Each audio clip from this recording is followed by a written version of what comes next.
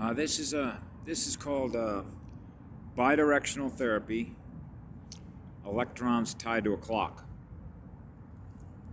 That includes a lot of science if you want to take a lot of time to explain all the underlying math and physics to that, but we can simplify that. What I'm doing right now is called bidirectional therapy, okay? Because you live in a bidirectional mirror sound chamber, echo chamber, the great attractor. You attract what it is that you are experiencing. So if your frequency is in a love frequency, you're going to attract that light. And that will maintain your speed. Same thing with if you're in a lower frequency, like a state of fear at 100 million hertz, then you're going to attract that energy. So when you sort of learn how that works in a bidirectional mirror, you begin to realize you can master your energy field. And that's really true, how that works. So I thought I'd share some examples in the first part of that. For example, when I was on the Big On a couple years ago, this is how the light attracts the light. This is how a light worker will all of a sudden find or gravitate and run into, okay, another light worker, if you will. So I ran into a couple of guys on the Big On in a place called La Hoi Hoi, and guess what he does? He's from Alaska. He does what's called art therapy. So he'll work with, for example, I don't like to use the word patients, but people that are seeking to raise their energy, release the experiences that they've had that were traumatic, okay, either on the sexual, the emotional, or the physical level. And then he will show them how to paint, like landscape scenes and what have you, because he's a painter. And he does this for himself to keep his energy up because he's following his passion. Okay, I remember, for example, when I grew up as a child, my father would instill in me how important it is to follow your passion. The things that you love to do most that keep your spirit and your energy up, naturally.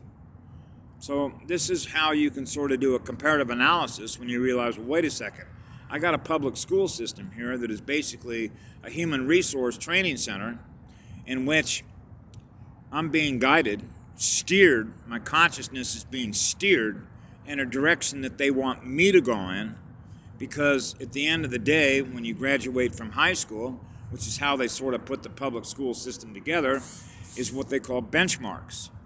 They knew, because the corporations know, if I'm a corporation, I realize I have a certain level of cognitive skills and physical ability that are required in order to make parts, say for a tank, okay, then I need to know, I'm going to go to the President of the United States, say, listen, I need 10,000 workers, okay, every X amount of years, 20 years. So I need for you, the United States government, to provide the human resources for my corporation. Can you do that for me? The President of the United States says, no problem. I'll just create the Department of Education. And that will be the human resources facility upon which we train all the children in America to come to work for our corporations. What a brilliant idea. We sell out to the American people. And they bought it. When in fact, the real classroom all the time was Gaia. They just didn't know any different. Because when they grow up in a family where the parents went through the same thing, they just recycle the same human resource training program. That's exactly what it is. And it's tied to a clock. Ever seen the picture with, Alice, the rabbit, and the clock? The electrons are tied to the clock. Okay? If you've ever seen a picture, for example, that's taken with a particular speed in an ISO camera, particularly like they love to do Los Angeles or New York City, wherever there's a lot of people, which is like a lot of batteries, which is like a lot of electrons, okay? And they'll take a picture of all these cars speeding 65, 70 miles an hour, going down a freeway in both directions. And the speed of the camera, you don't see the cars. What you're actually seeing is the electrons. The electrons and the electromagnetic light, the amplifiers, the juice. See, what they didn't want anybody to know, okay, just like when you plug a lamp into a socket, you're plugged into her battery.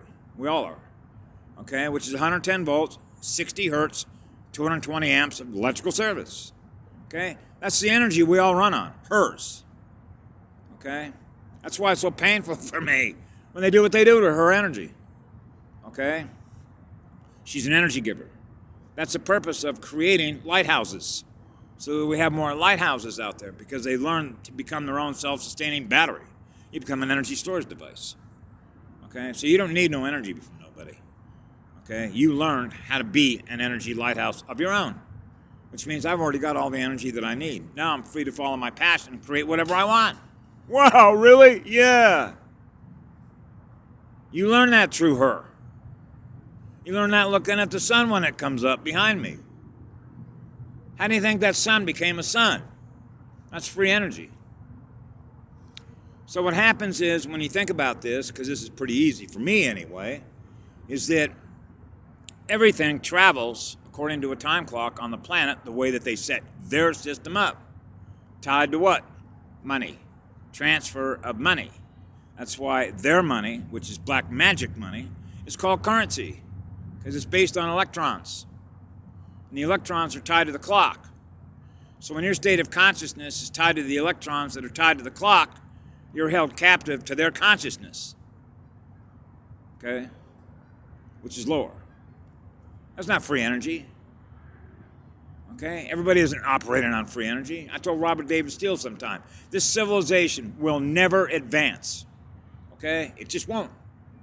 As long as its state of consciousness is held captive to a time clock. Okay? Which is free energy. Love is free energy.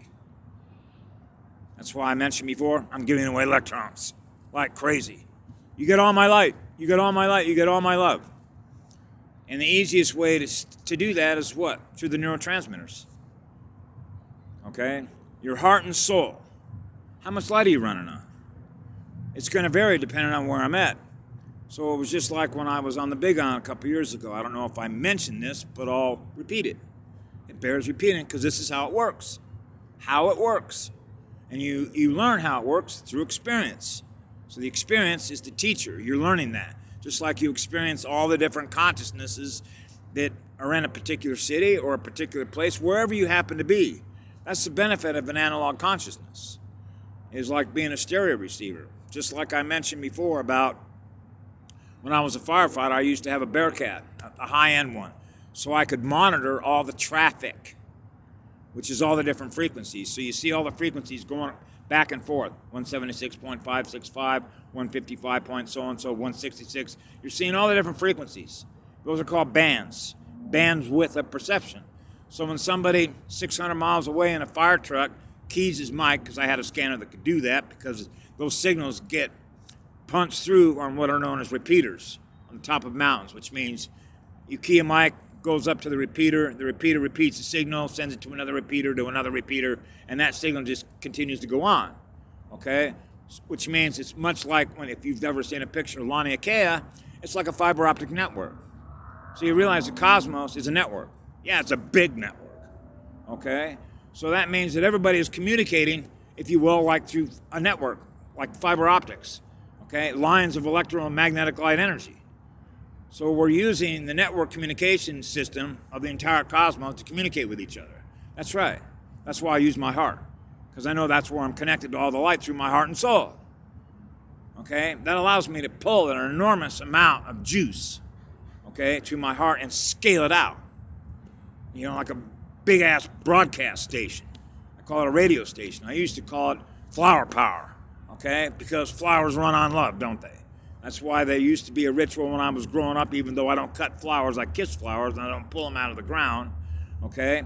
But the ritual that when a guy gives a girl flowers, used to be when I was growing up, you never got a second date if you didn't bring flowers to the girl.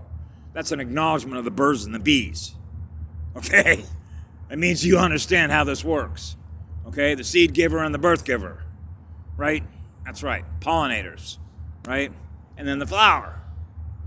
So it's like you want to push the higher frequency consciousness of what it means to be a part of nature, the natural world. That's why nature is the teacher of how it works, because life unfolds with love. So that's basic stuff, okay? When you know that as a child and you're following your passion, it's easy to keep your energy up. You're not held captive to their time clock, okay? You're on your own time clock, which is no time. Because you're experiencing the love and the passion that you have for the things that you're creating and imagining. Okay? So the easiest way to help shift the collective consciousness, if you will, to a higher frequency, is when more people are following their passion rather than being held slave to a human resource training program through their schools. There is absolutely no place that I've ever found in the United States Constitution that says that it is the government's responsibility to train you to do anything. That's a violation of free will. You're being forced, what they used to call compulsory education. You will be forced to put this stuff into your memory because we're training you to work for us, tied to a time clock in which you never escape us. Those are slaveholders. Welcome to the world of the Draco and the Anunnaki, slaveholder races. So what's the easiest way to escape a slaveholder? Increase the speed of your bandwidth, perception. Now you're not held captive to a slaveholder any longer. You're off the plantation.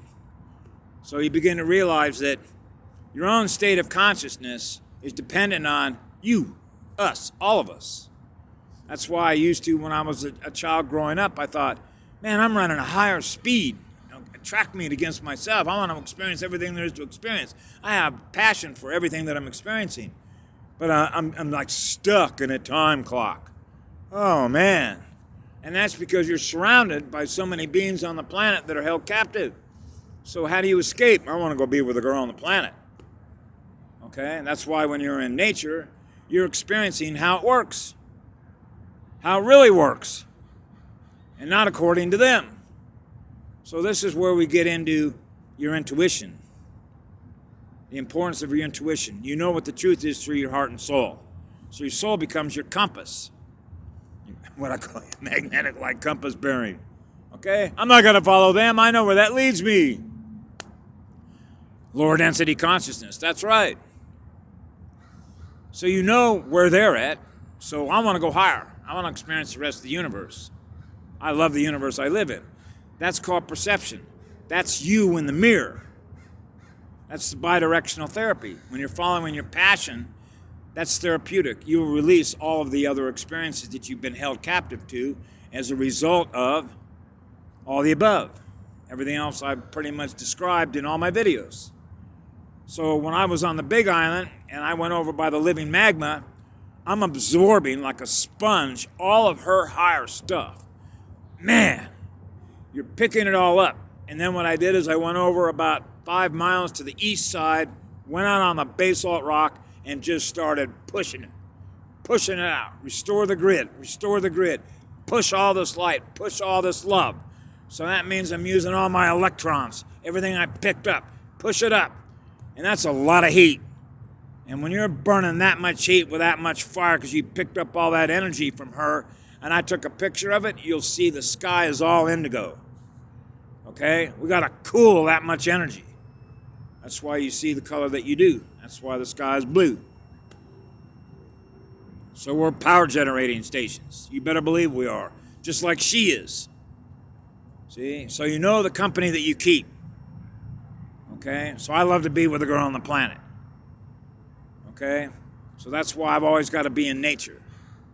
Okay? Because I'm experiencing her state of consciousness, her energy, her spirit, with all the other spirits that are out there. And that becomes what I call bidirectional therapy. Self-reinforcement of who I am and the direction that we are going in. Okay? That's coursework. You're beginning to realize the power of the cosmos. The cosmos loves you. Okay? It's looking out for our best interests. Okay? The cosmos was not created with fear. Okay? I mean, you got to know that. The reptile did not create the universe. Okay? So I'm not going to be held captive to something that is lower in evolution when through our coursework we've learned to become our own power station. Follow our own passion. Enjoy the things that we create and imagine what is possible. We're creating our own realities, not the one that has been forced down our throat by a slaveholder. Okay? That's why everything is happening the way that it is happening, because they're throwing a fit. They're like spoiled brats. How dare you think you can lead me? You're supposed to obey.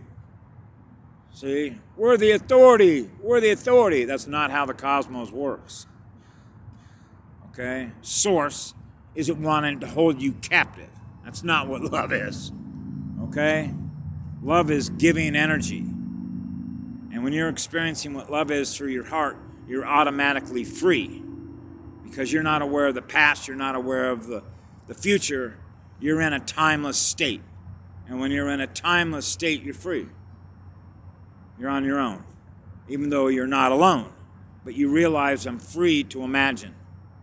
And when you realize you have that much power, okay, of creation, in which you're experiencing what you're creating, now you're experiencing source. And that becomes a self-reference. And once you've experienced that, that's called enlightenment. Because you're running on a mountain of light, which is a mountain of love. And so you're your own power generating station. Attaining and becoming and experiencing what that is, okay, is coursework. That's the purpose of a classroom. So I'll leave you with that for the day, for those that choose to watch the video, because that's the direction that we're going in, okay? That's why higher states of consciousness came in here by the droves, okay, is to raise the state of consciousness. I mentioned this once before I close this out, I put it up on my Facebook page, through my heart to connect to all the other tribal elders, the clan mothers, if you will. And I thought, imagine 150,000 people out in a desert somewhere or in a jungle somewhere that are in like a vortex, holding hands, what we call a circle of light, but it's spinning like a vortex. We go into our heart with the enormous amount of love that we know that we're connected to Source and all the light in the cosmos. And collectively, we, holding hands with that much light, are going to shift. Imagine that many batteries through their heart are holding hands in their heart to push the light and raise the state of consciousness and help dissolve the lower experiences that are holding humanity captive. Imagine that. I've imagined that. I go into my heart almost every day and I imagine that. To shift the frequency. It's like I had a small window of experiences when I was about 16 years of age, when I walked through a community, and wherever I walked, I could experience the higher frequency, which means the waves are in harmony with the higher speed, and I thought, this is it. This is it. This is what we want. This is where we want it. So I realized I was surrounded by a lot of people who were pushing that kind of energy, and I thought, my God, we're going to break through the 55 harmonic. This is it. We're going to do this. We're really going to do this. And that's what we're trying to do, is to shift, which means what we experience in energy is a higher frequency speed. And that releases us from the fear-based stuff, okay?